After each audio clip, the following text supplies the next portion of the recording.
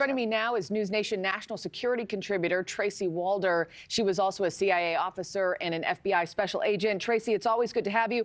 I mean, talk about a well-coordinated plan from inside prison walls. That accomplice had to have known what day, what time Meade was going to be transferred. How does not only that communication happen, but also get missed?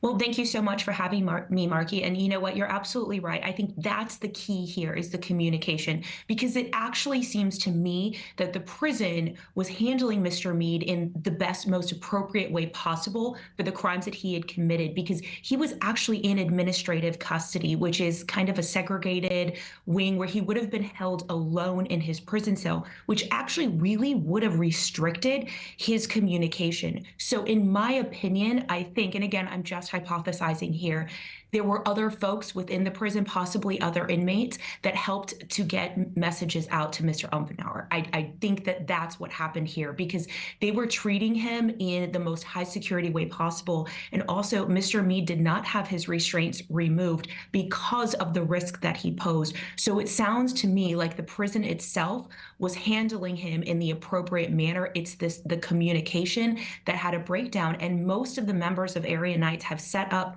pretty good communication networks within prison to get messages in and out. And I think that that's what happened here. Yeah, and you bring up the Aryan Knights, and Kelsey laid it out in her reporting as well. Both of these men have ties to that white supremacist group. What more can you tell us about that gang within the prison system and the level of danger it poses as compared to other groups?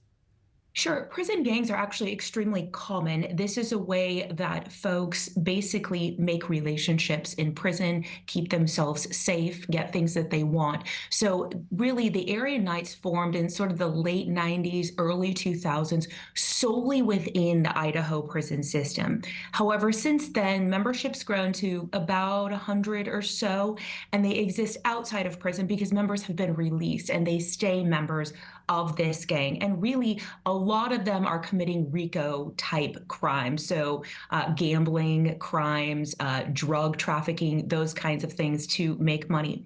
But the thing about the Aryan Knights is that they are extremely violent, and a lot of them have assault charges as well. You talk about, some of these cases that they're involved in. Idaho police say that these two suspects are likely linked to two homicides committed, now during the 36 hours they were on the run.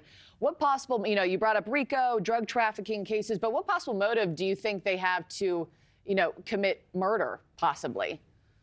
I think their motive to commit murder, in my opinion, was out of desperation. They had that Honda that they had initially fled the scene with.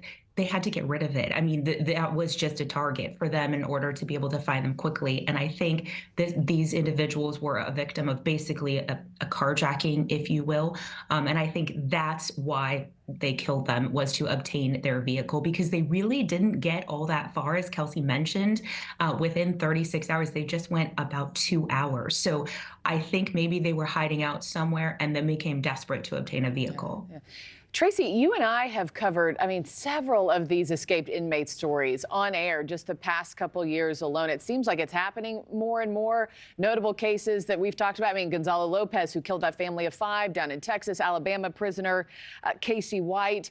What needs to change within the system to keep these from happening so frequently? So, and you're absolutely right. It seems like we talk about this a lot. I think the biggest issue here, and what we see is the biggest weakness in the prison system, is when inmates are moving to places. So in the vast majority of what we've seen in these escapes, they've been moving to the infirmary, moving to the hospital, moving to court appearances.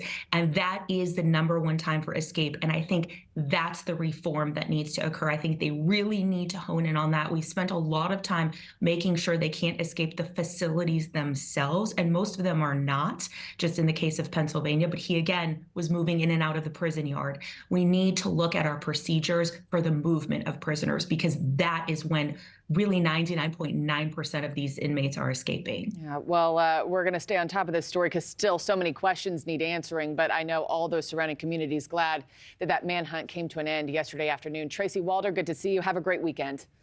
Thank you, too. Well, thanks for watching, everybody. Go to joinnn.com to find NewsNation on your television provider. Also, don't forget to click that red subscribe button below to get more of NewsNation's fact-driven, unbiased coverage.